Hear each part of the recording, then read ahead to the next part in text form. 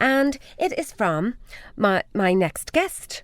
Well, he's the drummer and percussionist of this band. They are called the Art Crimes Band. And I'm joined now by Niall Dennehy. Hello, Niall. How are you? Hey, Adrianne. I'm good. Great to be here. Thanks for having me on. Not at all. Delighted to be talking to you at last. That's great. we got to it eventually. We did indeed. Yes. Now, when I got this music through, it was I think it was Keith McLaughlin sent through the music to me, and I just thought the sound was really, really good, and it sounded real kind of American. Yet then I read about you being from Cork, and I went, what's going on here? we shouldn't forget that land bridge that once connected Cork to New York City. Oh, is that it? But now, I believe, have you some bands from the US, or some members of the band, or is there somebody from the USA? Well, one member who's now an Irish citizen, Gary Bouse. He's the sax player. You heard the sax solo there at the end. Right. He's actually originally from West Baltimore, in the States, actually where The Wire is set, believe it or not. And a lot of the extras in The Wire were guys he was in school with. Oh, right. He was like the only white kid in the school orchestra at the time. So yeah, he's originally from there, and his parents now live in Pennsylvania. But yeah, so that's where he grew up. So Right. I guess you can hear a bit of that influence anyway in his sax playing. But he left the States when he was 18 and moved to Prague, and he happened to be walking around the streets of Prague one night, and there was two guys busking, and they were two guys who had just finished in UCC. This was around 1999, and they'd gone interrailing, and they were from Cork. Right. And he was walking by, and he had a saxophone in his hand, and they said to him, "Hey, do you want to be in a band?" And he was like, "Yeah, cool." So the three of them just started playing in bars in Prague for a few years, and eventually they brought Gary back here to Cork with them, and we haven't gotten rid of him since. Sorry, I mean, he hasn't left since. Oh, yeah, very good. Joking. We love Gary. But can I ask you then, where did the name come from? It's a bit of a strange name, the Art Crimes Band. Well, we started jamming in a pub in Cork City in 2010, 2011. Just a bunch of mates really around the table in the back of a pub every Tuesday night, and we started jamming some different songs we liked, whether it be soul songs, jazz standards, things like that, instrumentals, folk tunes. And then we began to bring in some of our own ideas and jam them out. And the interesting thing was some of the ideas were just for fun. It might be you do a reggae and then segue into a tango or something like that. And as the months went on, more and more people started to come into the pub, into the back and watch it. And before you knew it, you're jamming an idea, and you kind of have to go, wait, we need to find an ending to this or something on the spot and so on. And we made a joke, me and one of the other guys in the band, saying that what we were doing was kind of like it was a crime against art. We had no supervision, and sort of some of these ideas at the time were silly. And anyway, it got to August 2011, and it was time to do our first gig, and it was time to think of a name. And anyway, one of my biggest musical influences is Steely Dan, and in 1996 they did a tour called the Art Crimes Tour. And so I thought that was kind of fitting, and it was a nod to Steely Dan as well. And on top of that, when I googled it, it seemed there was no other band called the Art Crimes Band. So that was also a good box tick right there. Anyway, so very good. And I was only playing Steely Dan earlier. I fantastic. do like Steely Dan. Yeah, what was it I played? Only a fool would say that. Yeah. Brilliant. That's a deep cut right there. A lot of people don't play that one. Oh, love it. It was one of my favourites, from back in the day. But now, you got a record deal then from a Californian-based music place, was it?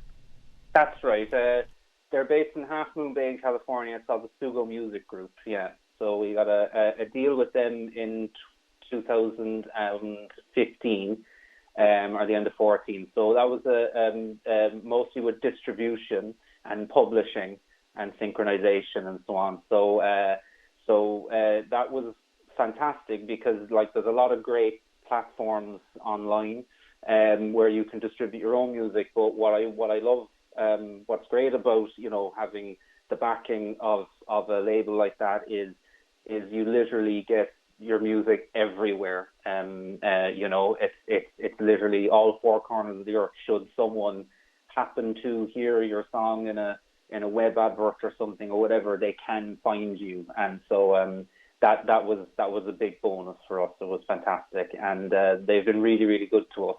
And still with them today, and really happy so far. That's great that you're still with them now. Yeah, and they're so I suppose you were doing gigs all around the world, I believe. You've been to a lot of places.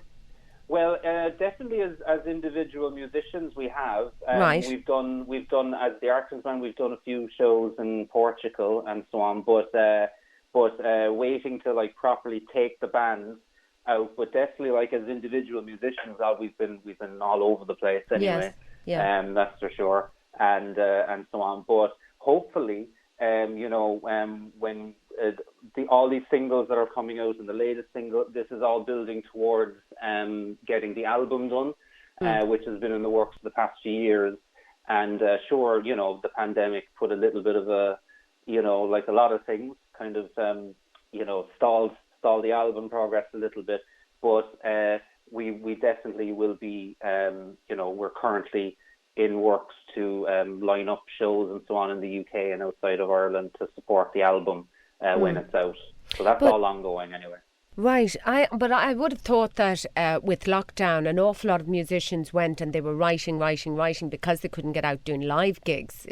Were you doing any of that for this? Absolutely. Yeah, that's exactly what we were doing. So while the recording process, wasn't able to progress like it used to,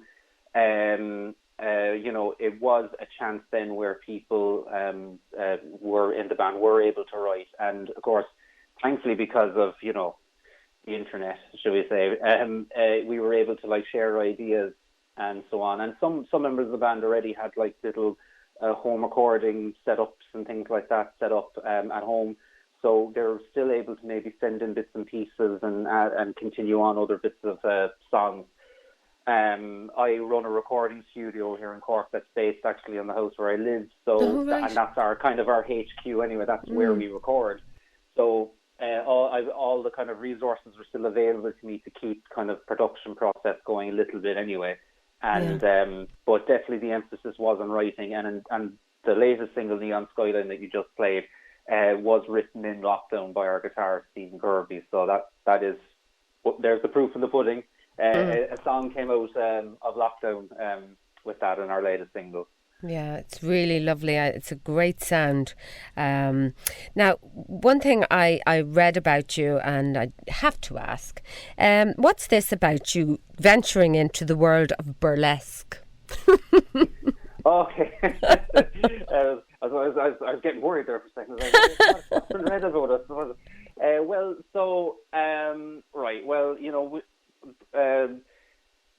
Before we started jamming in the back of the pub, some of us were kind of got together, and there was, this belly dancer that lived in Cork for many years and teaching, Graziella Callas. And anyway, she was a friend of Gary's, the sax player, and she put on this charity show in the First and Crane Theatre in Cork in 2010 and needed some musicians. So Gary got on some of his buddies, and he said to her, I'll take care of the music. She wanted live music, so I was like, fine.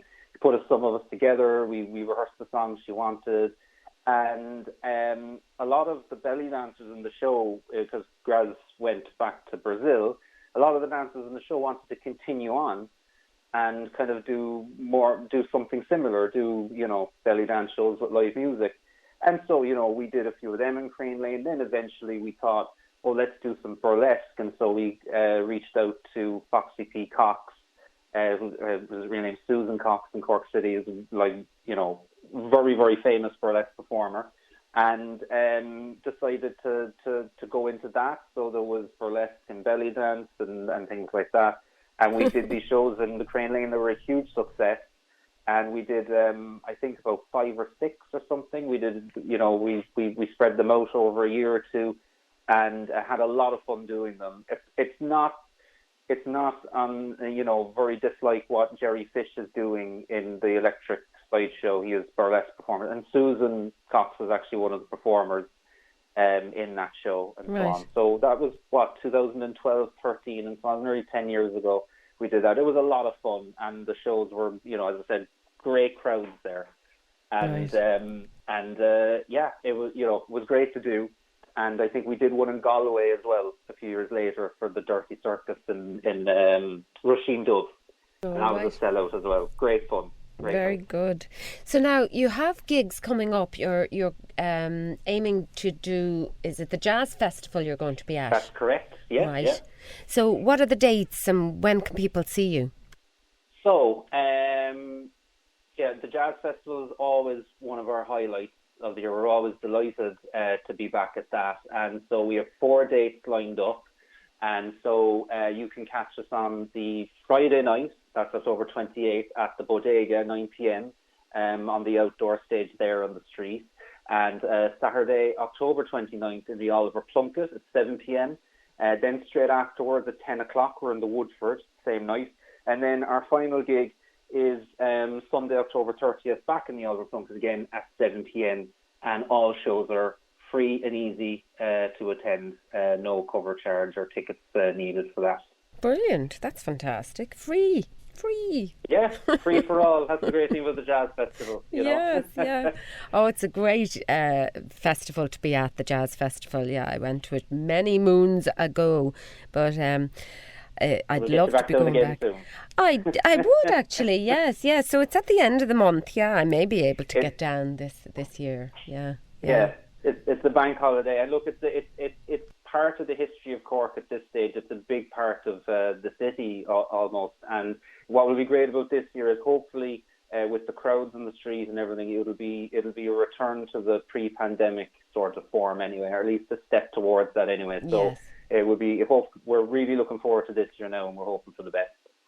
Oh yeah, it's just lovely to see live music coming back to different venues, and absolutely. And the likes of the Jazz Festival, they're such intimate, small little gigs, and different pubs along the way. You can just pop in and out of different things, around. It's a great festival to go to. So guys, sort yourselves out and get yourselves down there for the October bank holiday. But now, with regards to your album, when are you planning on bringing that out? Because you had another great single. What was it? In the Dark. In the Dark of the Evening. That came out in January 2021. Actually, right. It was still. Well, we thought that that things were sort of. Remember, we thought that lockdown would be over, and it wasn't, and it continued on for another year. That came out in January 2021, and it was written it was, meant to be released before lockdown, but the song actually was about, isolation and reaching out to friends and talking to them and being with them. So it was very fitting that it came out in the middle of the lockdown and so on. So that came out January 21, and then actually was another year then, with the way things went, before we brought out another single, and that was February this year. That was called A Guy Like You, and a remix that came out a month later. And then for International Jazz Day, we released a track called If Only, which was an older track by us in our first album, but it was performed just by Grace and Katie from our band. So it was just vocal and piano. And that live streamed on International Jazz Day as well for that, right. As part of it. And they're all out online for people to stream and listen to and download. Right. Yeah. Where can they get the music then? Do they go on to your page, or where do they get it? Yeah, they can either go directly to our website, thearchivesband.com, or any of the music apps they use. They can just search our name, The Archives Band. So that's in Spotify, Apple Music, Tidal, Amazon Music, Deezer, you name it, whatever they use, even YouTube, SoundCloud, we're all up on there, and they can hear all our songs and all our singles. They're all up there. Very good. And have you other gigs then for around the country? Will you be touring or doing anything else after the Jazz Festival? As of now, nothing confirmed. Our focus right now is getting this album done, and we do have, we've already had a chat to a few places and so on. But what we're doing is saving those for when the album is out. So right now there's the Jazz Festival, and then it's back into the studio, put the head down, back to the sweatshop, and get this album done, and that's kind of our target there. But no other gigs confirmed after Jazz Festival. There will be some, if something comes up, we'll do it. But yes. But for now, it's get back to work.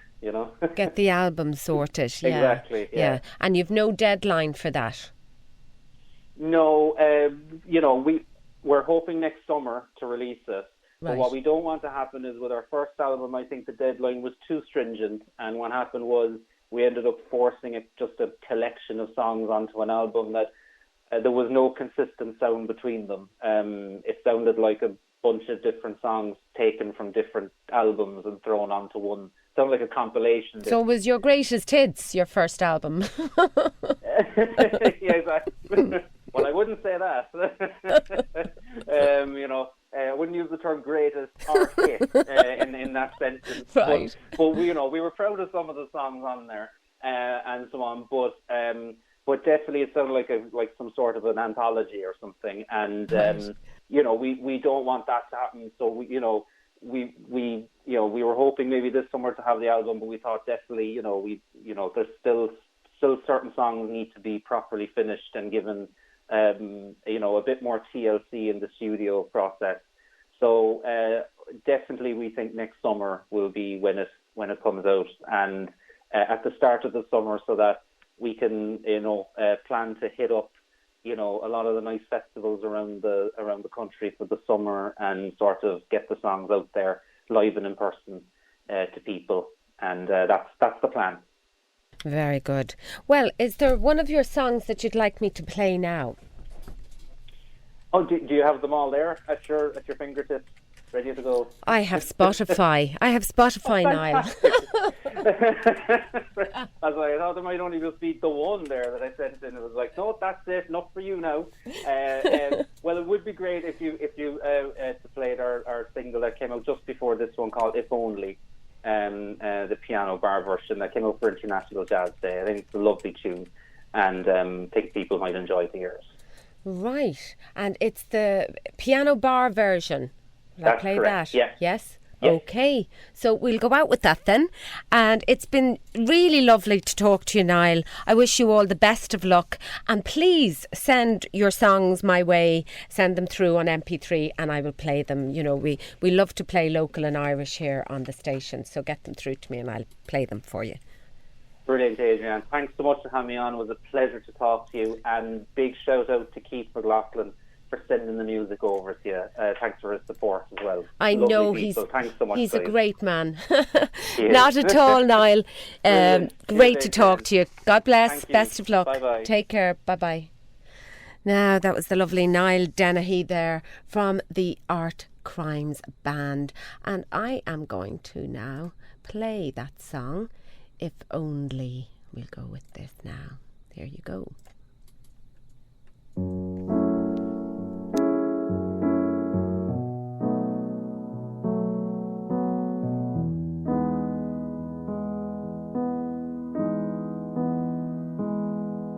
If only you were ever to